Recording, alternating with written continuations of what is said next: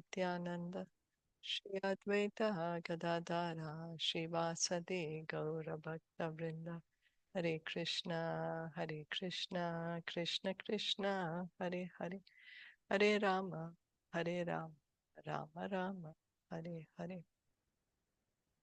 So we continue reading from Srimad Bhagavatam, Canto 7. We are on chapter 13. We have been hearing the duties of the different varnas and ashramas, and then now we are hearing specifically the duty of the sannyasi. And we heard yesterday that how Krishna, Narad Muni is telling to Yudhishthir Maharaj that Krishna, he is the time factor. That's the impersonal form of the Lord. People may not want to surrender to Krishna, his personal form, but you're forced to surrender to Krishna in the form of death. Time I am, Krishna says. And also we heard, that it's all illusion, the living entities thinking that I'm conditioned or I am liberated. Because the soul is actually always pure. It's our conditioning that we are thinking we are conditioned or we think we are liberated. That is the conditioning. Okay, so we are going to go on to text 7.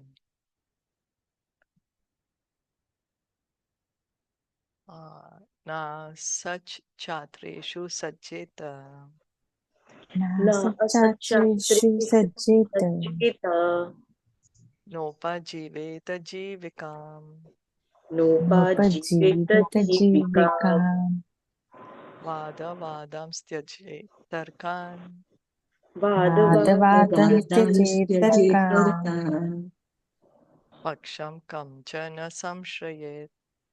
paksham jana samshrayet. Translation and purport by His Divine Grace, A.C. Bhaktivedanta Swami Srila Prabhupada. Literature that is a useless waste of time. In other words, literature without spiritual benefit should be rejected. We did that? One should not become a professional teacher. No, we did not do it. We did not do it, Shilpaji. Yeah. Thank you. One should not become a professional teacher as a means of earning one's livelihood. Nor should one indulge in arguments and counter-arguments. Nor should one take shelter of any cause or faction. A person desiring to advance in spiritual understanding should be extremely careful to avoid reading ordinary literature. The world is full of ordinary literature that creates unnecessary agitation in the mind. Such literature includes newspapers, dramas, novels, and magazines. It is factually not meant for advancement in spiritual knowledge. Indeed, it has been described as a place of enjoyment for crows, tadvayasam tirtham. Anyone advancing in spiritual knowledge must reject such literature. Furthermore, okay, so then others as for other philosophy comments.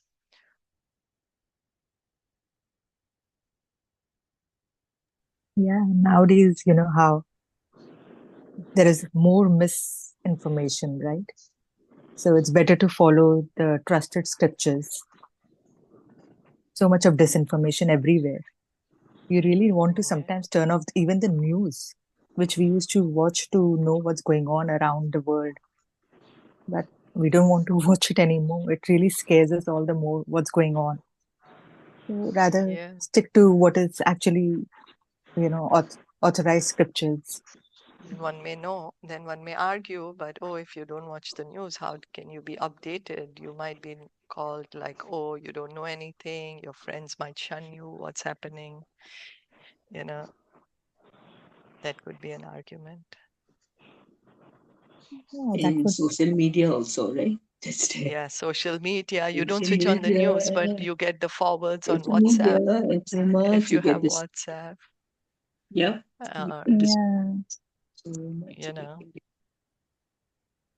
So But Well, what we can what do, I, yeah, Hare Krishna, yes, what I right. think is that though the life is so short already, Mm, it is so short. It's not only that, it's already so short. We have been reading it again and again, and we are so fortunate to get the human life.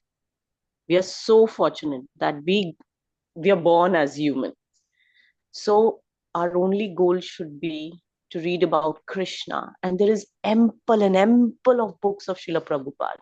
I mean, when I sometimes go back and look, and I haven't even touched those books in the sense that I don't even know about them. yeah, it's And true. we should only be reading that connects us to Krishna. And like, what about the news you said? Yes, it's very difficult, but we still need to, maybe we just need to read something. What I do is that I get the China Post. We just read the news, the main headings, or even wherever, just the main headings. If there is something deeply, then read it a little more just to know that what it is. But because that causes a lot of turmoil in yourself, like how Deepika said that, oh my God, we don't even want to watch it because there is so much going in. What is true we don't know, what is fake Um, we don't know. So Yeah. that also authentication is required. so I What was about like social not. media, WhatsApp forwards? i I'm i sorry, don't most Yeah, likely. the reels. I think i I'm don't i getting a don't bit too read much. those I anymore. I see one reel and it goes to the next and third and fourth. This is where And I then have to stop. and That's then the you thing. realize, oh my God, 10, 15 What minutes have I already done? passed by. Yes, Yeah, Yeah, yes. it's so so I've stopped Even doing this unnecessary. that. morning, I said, okay, I'll just see my messages in case any, and there it goes. Tuck, my finger touches the It thing, does. and it's yeah. So it's like really, really like too much. It gets you get distracted. Yeah. So, about the news, I was like, sometimes you feel that way, that I really don't want to read and, listen to news. Not that I'm not watching it, but it's just that I feel like before I used to really want to know what's going around. But nowadays it feels like, what's going on, I mean, so much of rubbish. You really want to turn it off then. That's what I feel. It's not that I'm not listening to news, but it's just that I don't feel like listening as I used to like to listen to it before. Because whatever goes around the world, it sometimes also resonates with what's in your life, right? So you want to watch the news to, apply it in your life. Oh, I could be doing this way. Look at this leader, look at that, what's happening, how, the finance is working, what's going on around here and there. Some documentaries happening around the world that you want to watch, and you used to like to learn from that and apply it in your life, but not anymore. It looks like so much of rubbish. You don't really want to watch it, but it's happening. And yeah, that I'm just like kind of more of disinformation than what's true. So Okay. you don't feel like watching. That's what I mean. Yeah, like Okay. what we Thank are you. reading now from, yeah, Hare Krishna. Yeah. Okay. Thank you. But Hare there Krishna. is, Hare Krishna, there is Mm, something like what I feel, that there is something good also in it. Like sometimes when I read and when it's disturbing to your heart, because this is material world, things will not be as nice always you want to hear. So it's just my personal view that when I see something, or when I hear something that's not good, not misinformation, it's true, but it's not very pleasing to you because it's happening in some part of the world and it's not pleasing. But then I feel that we are so fortunate, and I thank God that at least it's not, I'm not part of it. Thank you so much. And I can now, by being part of this group, I can pray for them.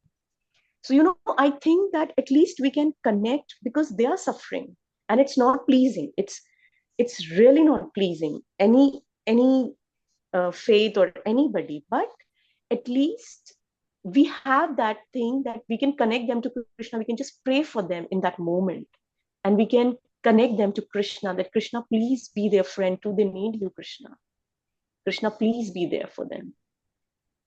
So I feel that that's the power that this reading has given me. Previously, I wouldn't even do that. I would just listen, and it's displeasing or it's pleasing. It didn't matter to me much. Oh, this is the news. Straight away, go next.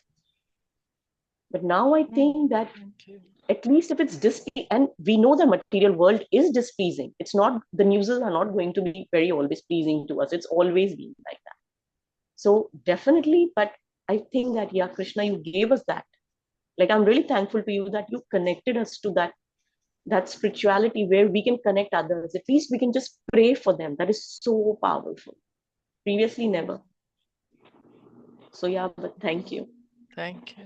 Thank you. So here Prabhupada is saying we must reject such literature. So as Neha was saying, okay, need to work on it to, control, be mindful, okay, how much time can I actually give it? Or as you just now, Neha, you said that you're able to pray for them. Or like Deepika is saying, you just feel distaste. Yeah, it shows that there is some kind of, spiritual advancement already happening, right? That's why you can have this kind of realizations. Okay, thank you. So, furthermore, one should not concern oneself with the conclusions of various logicians or philosophers.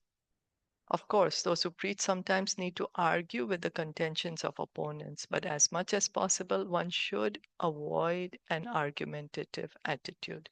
This is very important, that we should not involve ourselves in arguments with others if others have a different philosophy or a different perspective or a different outlook.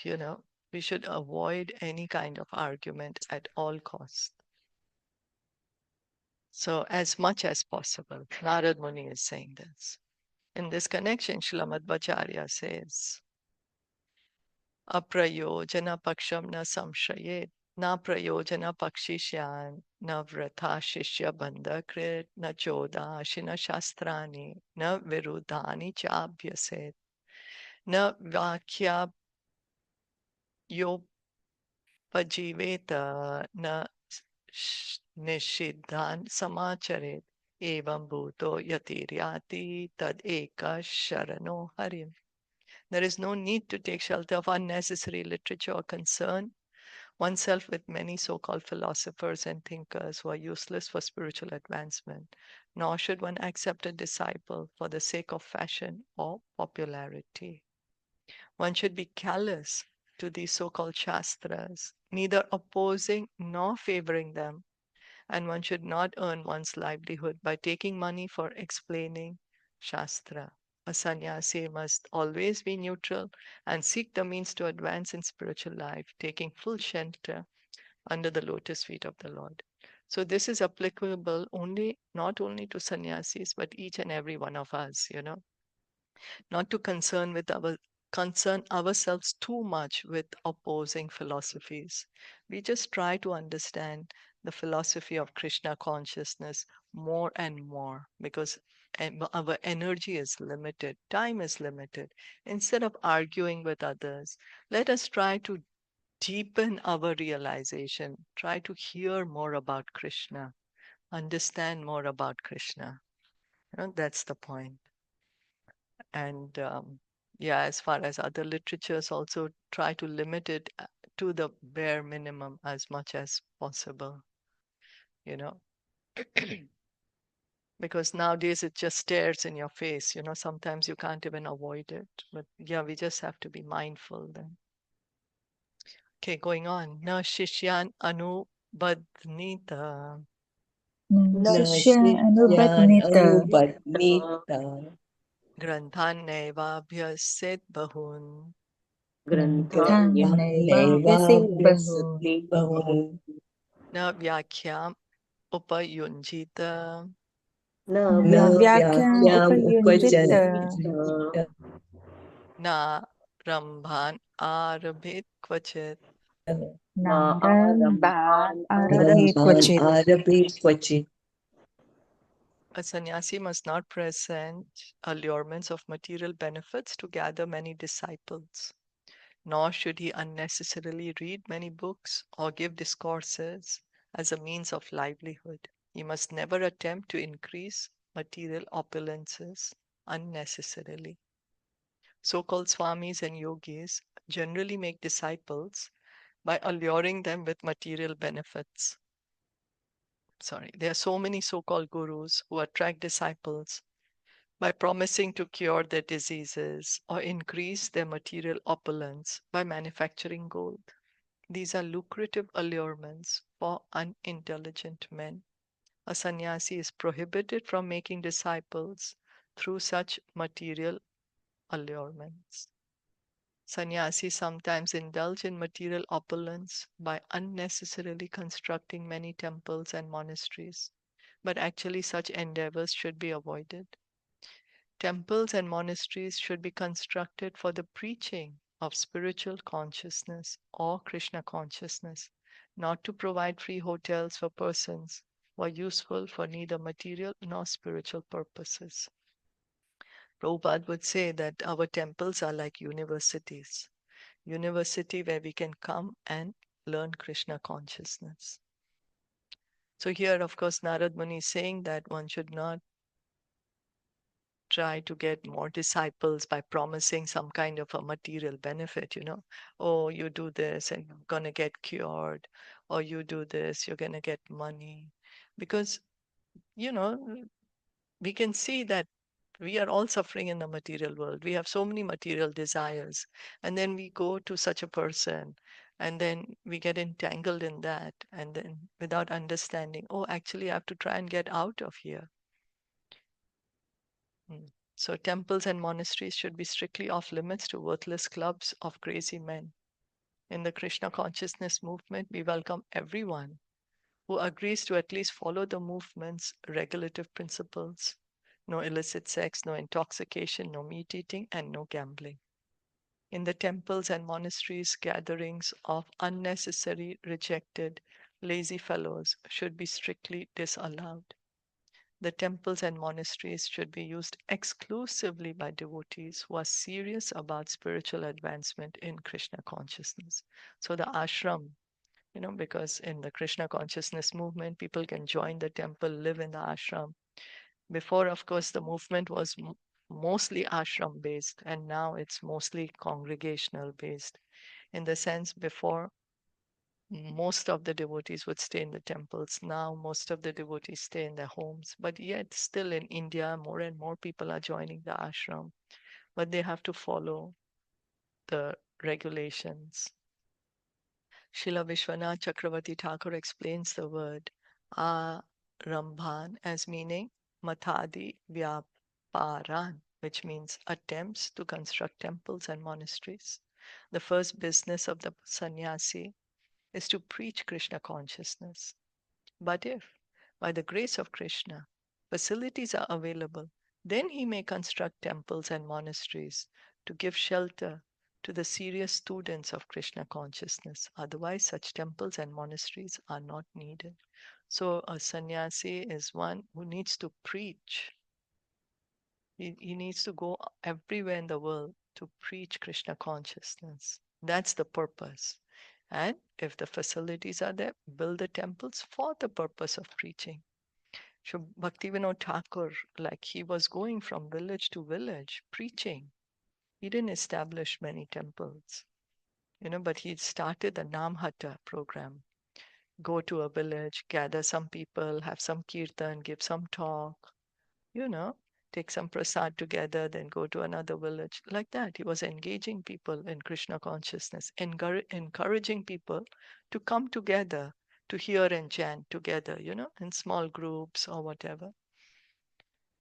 So, and of course, if one is able to, like we see Srila Prabhupada built so many temples because Krishna gave him the facilities. That's what Prabhupada is writing. But if by the grace of Krishna, facilities are available, then he may construct temples and monasteries. For what? For people like us. So we can get association of devotees. We can learn Krishna consciousness.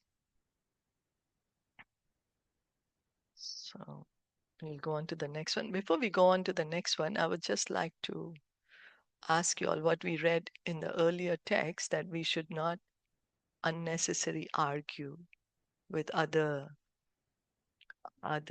if somebody has any opposing philosophy.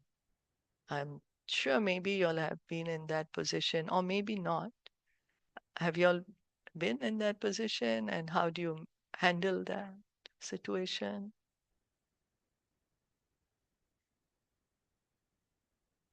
Or do you just start fighting them? I'm going to box you if you don't listen to me. You must listen to me.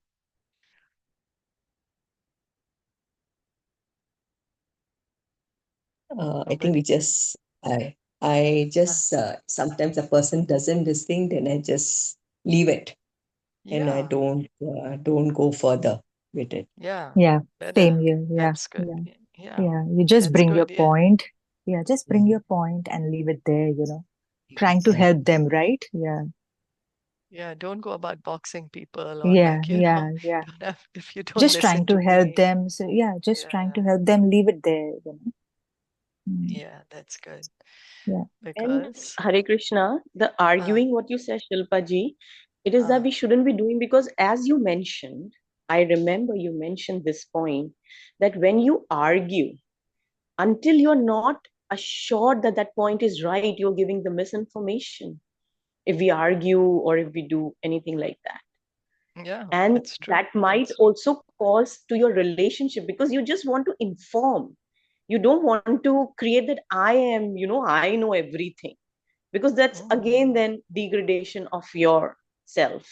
So you just mm, want to put a point, and then there is no point, like, you can't do that. Like you always mention that you might misinform them sometimes. You think mm, 100% that that is right, but that might not be. mm. Then what? So Yeah. I think previously, yeah, before coming there, when we are young, then there is always this point that I am right, when we, because we are learning too much, we are in our same peer group, and then sometimes when we are really young, then there's always like, I'm right.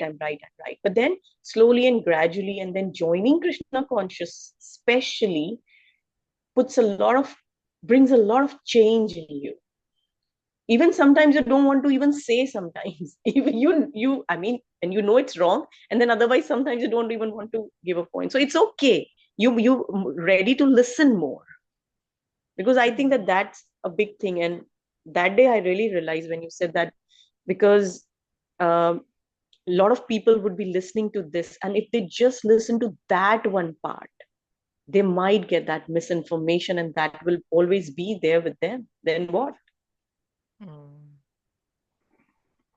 yeah. So arguing is really very, very dangerous. It's pulling us more down, I think.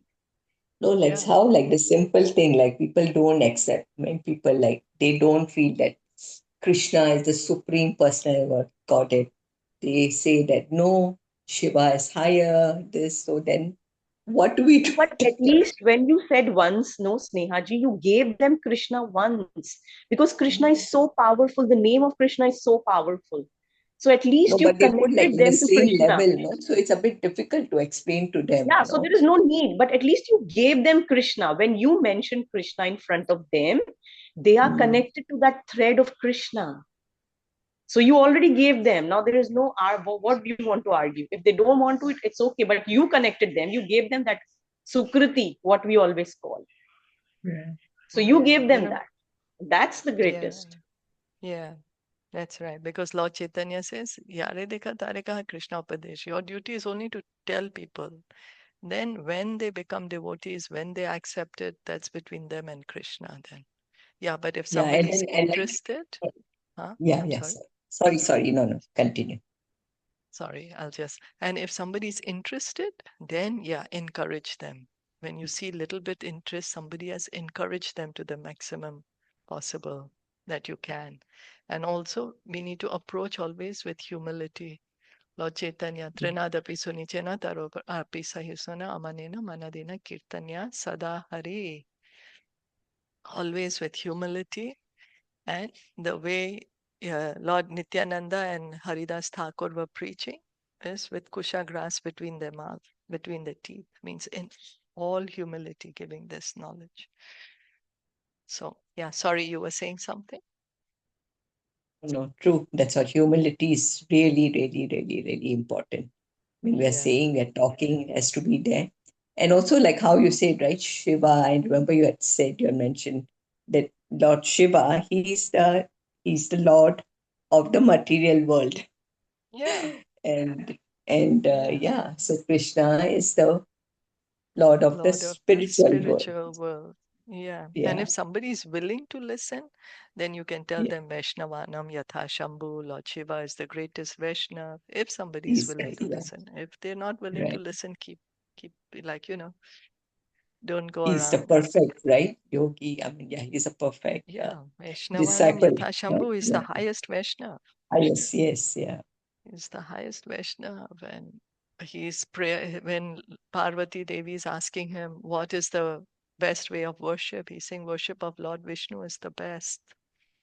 Mhm. He himself is chanting the name of Gauranga, Gauranga, going mad in love of Gauranga. And he's telling Parvati Devi, you also.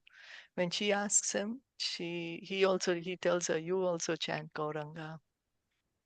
So Lord, if somebody is willing to listen, but if somebody is not willing, just leave it at that. Yeah. Mm.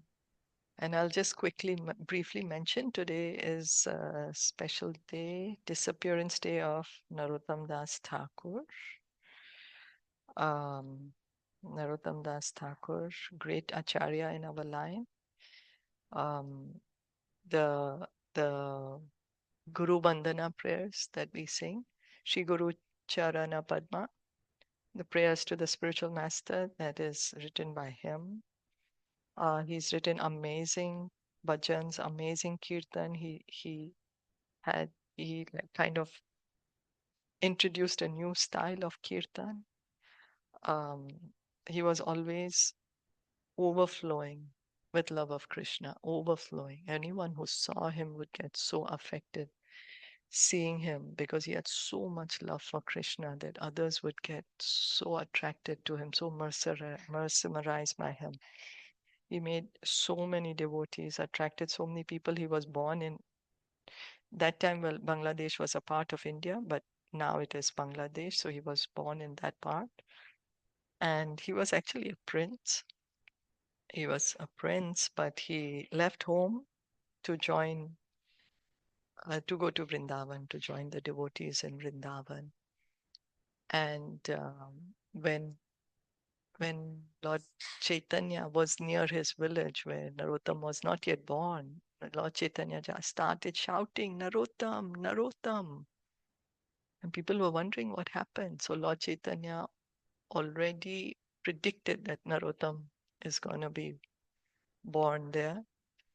And Lord Chaitanya placed his own love in a lotus over there in this Padma river. There was this river, Padma. He placed his own love in there. And when Narottam was 12 years old, Lord Nityananda came to him in a dream and told him, go bathe in that river. And when he went that river personified came and gave him Gaura Prem, and he was overflooded with love of Krishna, love for Gaur Nitai. He was very attached to Gaur Nitai.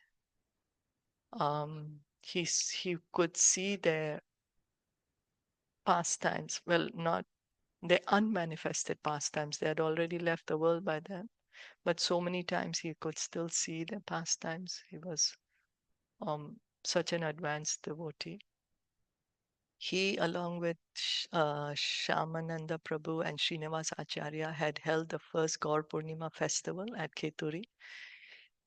That before that time, Gaur Purnima was not like officially celebrated. That was the first time. And they had invited so many devotees and they had a wonderful festival. And Narottam sang so beautifully that Lord Chaitanya, Lord Nityananda personally came and danced in the kirtan. And although they had already departed from the world, they came to take part in the kirtan, and everyone was so ecstatic. It's very beautifully mentioned about the pastimes of Narottam Das Thakur. He was a disciple of Lokanath Das Goswami, Lokanath Das Goswami, didn't want to accept any disciples. So he would tell Narottam, go away, I'm not going to give anybody any initiation. Narottam was a young boy and he's a prince. And then Narottam would tell him, let me do some service. No, I don't have any service for you. Go away from here. Because Lokanath Maharaj, Goswami was very, very humble.